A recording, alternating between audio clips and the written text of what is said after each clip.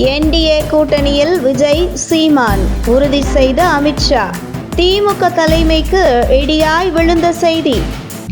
தமிழக சட்டசபை தேர்தலுக்கு இன்னும் ஒரு வருடமே இருக்கும் நிலையில் தமிழக தேர்தல் களம் அனல் பிடித்து வருகிறது. திமுக கூட்டணியில் எந்த ஒரு மாற்றமும் இல்லை. ஆனால் திமுகவுக்கு எதிராக வலுவான கூட்டணியை அமைக்க வேண்டுமென களமிறங்கிய டெல்லி பாஜக தலைமை முதலில் அதிமுகவுடன் கூட்டணியை உறுதி செய்தது.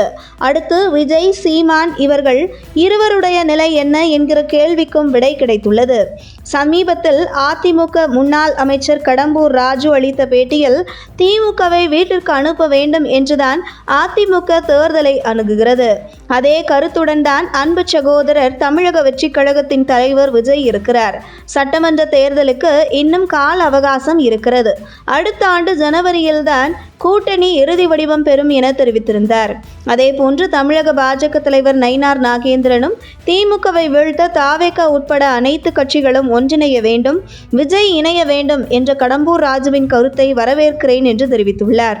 அதிமுகவை தொடர்ந்து பாஜக தரப்பிலும் விஜயை கூட்டணிக்கு வரவேற்று இருப்பது பற்றி டெல்லி வட்டாரங்களில் விசாரித்ததில் பல தகவல் வெளியாகியுள்ளது.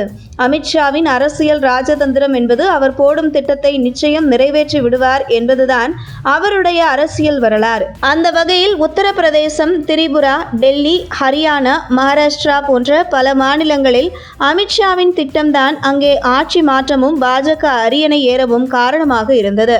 குறிப்பாக ஹரியானாவில் லால் குடும்பத்தையும், மகாராஷ்டிராவில் சரத்பவார் இவர்களை ஆட்டம் காண வைத்தவர் அமித்ஷா. இதில் சரத்பவார் கட்சி விரைவில் காங்கிரஸ் கூட்டணியில் இருந்து வெளியேறி பாஜக கூட்டணியில் இணைய இருப்பதை உறுதி செய்கிறது டெல்லி வட்டாரங்கள்.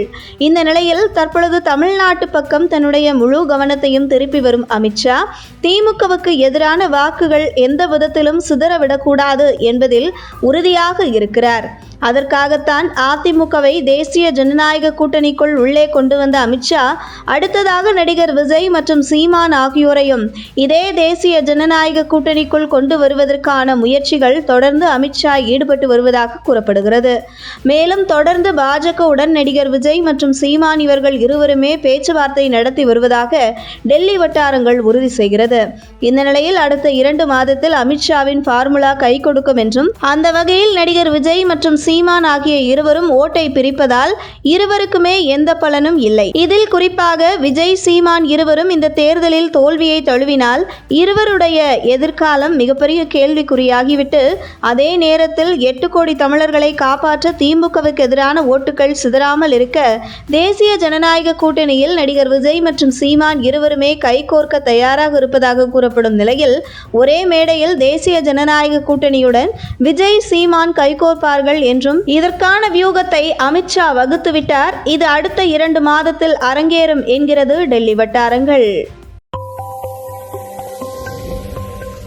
உங்கள் தின சேவல்.